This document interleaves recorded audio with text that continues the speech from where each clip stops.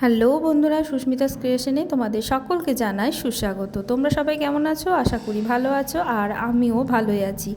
তো এই যে লাঞ্চের মেনুটা দেখছো, এটা কিন্তু দুদিন আগের বুধবার দিনের। আমার এই ভিডিওটা আপলোড করতে একটু দেরি হয়ে গেল। তো যাই হোক, চলো এদিন লাঞ্চের মেনুতে কী কী ছিল চটপট দেখে নাও।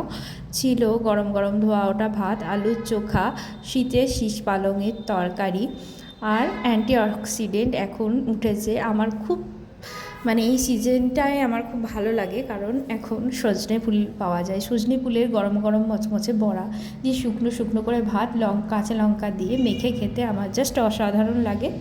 তার সঙ্গে ছিল ডাল, আর ছিল ডিমের কারি। ডিমের কারিটা তো জাস্ট ওয়াও হয়েছিল।